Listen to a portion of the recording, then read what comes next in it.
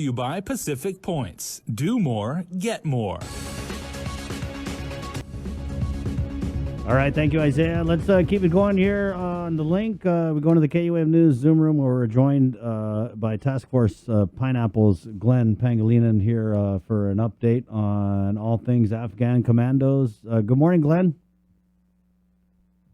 Good morning. Thanks for having me again. Of course. So I think it's been about a week or so since we had you on, but I mean, keeping in touch, definitely been very busy, and we understand that you met with the governor yesterday. So can you go ahead and bring us up to speed on what transpired in that meeting? Yeah, she just restated her in how she wants to participate, and I basically shared with her what that might look like. And so the task now is to go back to Washington and make sure that all the concerns that we discussed are mitigated. And should it decide that Guam fits the model as we think it is, for an aid station, then it'll get passed down from the appropriate folks, and so now she'll be able to be read in before she gets that stuff is the goal. So that's what we accomplished, and I'm pretty happy with everything that was said yesterday. And so now the tough task is dealing with the DC space and getting all the appropriations done, and then dealing with the Afghanistan end, and that's going to be the toughest part of it all. Glenn, I know that you had indicated that the governor was very supportive of your effort, but you also mentioned that there was some challenges discussed. What were some of those challenges that were brought up? I mean, it's typical challenges of any, man-made disaster. It's talking about facilities. It's talking about movement of personnel. Where they're going to go, what timelines are. It's just all those kinds of typical things that any disaster like this encompasses. So it's not anything unusual. It's really a matter of creating a plan that considers everything that she has in mind and people here on the island have in mind, versus just creating a plan and saying, go do this. That's not something I think she deserved. And so considering COVID, considering where we are right now in the economics of it all, it was important to bring her in and have a conversation about it and what it would look like and what resources we would bring. We did. I wanted to get a reaction out of you because we did get a statement out of Joint Region Marianas. Ree, do you have that? Oh, sorry.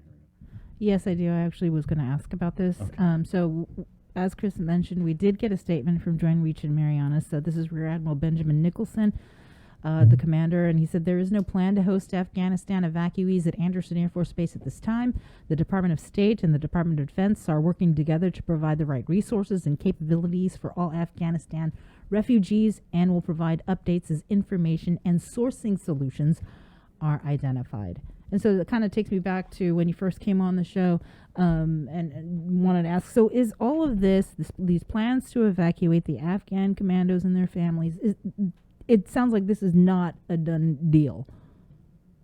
No, and a big part of why the GRM wasn't aware was really because we had to really think through what we were working on. We had a concept in mind. This has been work since August. Guam was identified as a potential when it was mentioned by the governor. I think what the Pentagon found when they came out here was just an impossible situation to make it happen. But that impossible situation has now become even more impossible, which ended up making it possible because there's no other place to go. And so it's just, it isn't something that's going to come down unless we were comfortable. And I'm talking about every veteran group I support, every former Green Beret and SEAL who's put their heads into this concept and planning operations. This isn't just me as a singular person. It's a lot of people who are very good at contingency operations, which is one of my specialties, and looking at everything that we have and considering that, and then talking to the governor of the island was really important to me, on a personal level and on a professional level, and based on our conversation we can create almost a final solution. And then it's a matter of involving those who are part of the public-private partnership at the Pentagon, to talk with General Milley and the DHS and the Department of State to get together a plan of action to actually come in the island and execute it without disturbing what was already planned at Anderson Air Force Base or at Apple Harbor. Wow. So what's next for you? Are you heading out? Yeah, I leave here on Saturday. I'm more likely to be in DC all week next week, and it's for obvious reasons. I've made considerable friends on both sides of the aisle. I want to share with them what the conversation was. It's not about pressure. It's about letting everyone know who is involved and who this is important to understand. That we actually had a conversation with the governor of the island. This is what she had stated, and her statement was, if I was asked to support, I'm going to support that. And my promise is to come here and hear that again and explain what the plan is, and go back to the Pentagon and bring back all the considerations that we had versus what the governor's concerns are and what the base concerns are. And that's really what this was all about.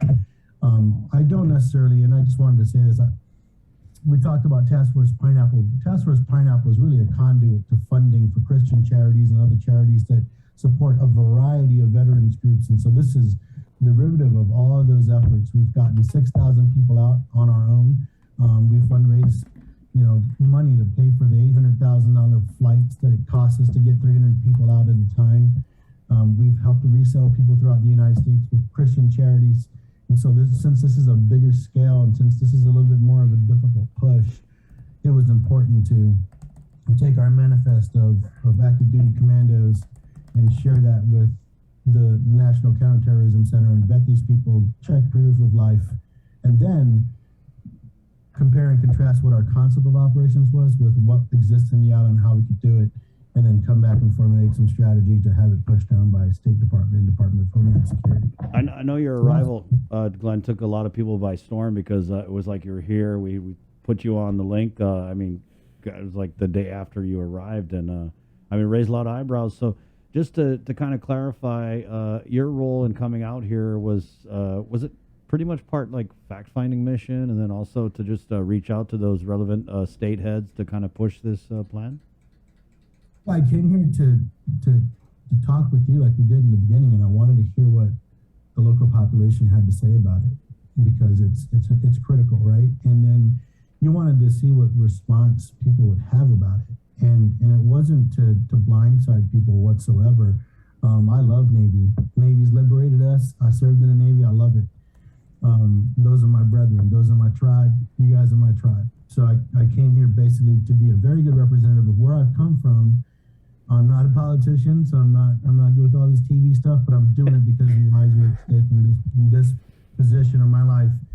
Lives are at stake, and this is not my mojo. My mojo is being behind the scenes, and I was a chef for 7 years before I was asked to come back and help with this. So I'm far removed from that, and that's why I got all these tattoos. I was not expecting to come back into the policy realm and dealing with this stuff in DC, but when I was asked to come, it was just something that I couldn't turn down because of the lives that are at stake, and these are people that I care about as well. And this is something that I think everyone wants, right? It's just a matter of the governor's biggest point was Guam has always figured it out. We've had people come through. We've been successful at doing it. It's part of our history. And she said that as soon as she's informed that this is a reality, she'll take the proper measures to make it happen. And my assurance is it's not going to be Guam alone. It's not going to be the base bearing the brunt of all the weight and resources for all of this. And it's about looking at, Tom Ridge's group and other groups that are involved and private groups and donors to come here and actually do this on the island. And it's simply sharing our hospitality and sharing our space for the processing of these individuals coming from Afghanistan. And then they're out of here, in the beginning of the new year is the goal. So that's the hope right now. And so far it's good, but I've been telling everyone that the toughest part is the actual operation, and that's getting them out of Afghanistan. It's a volatile situation. It's deteriorating rapidly. It's what sparked this, and we should never really act emotionally, but what sparked me getting on a plane here on an immediate kind of a fashion was because the junior volleyball team girl that was murdered in public, and they put her body out in public. I didn't like that. And so this pushed the emergency situation into gear, and it forced me to come here and make some discoveries to figure out whether we're going to do this or not. And that's where it stemmed from. I think everyone is really worried that the window's closing, and atrocities are going to happen, and no one wants to see atrocities on TV when you could have probably put your best foot forward, probably come up with a good solution and executed that solution. So that's where we are with everything, and we're hoping that we can actually get people in DC to commit to it, which I'm very confident they will. This is a courtesy call, if you will, and this is the best plan that we've actually put together since day one as a group collectively that has been working on this at the Pentagon and as a private group with various charities. This is the best solution that we've had so far, and this really is the last stand. And once we process people through Guam, this is the last stand. This is it. This is our last chance to get people out. Glenn, thank you for your time, and when you come back, make sure you drop a message and we'll get you back on. Yeah, you bet on it, man. Thank you. Brother. Right on. Glenn Pangelinan, repping Task Force Pineapple. Guys, we're going to take a quick break. It's 9 o'clock on a Friday. Get ready to get a little hot in here as we got Senator Joanne Brown standing by. We're going to talk about this ARP report. I know she's got some thoughts on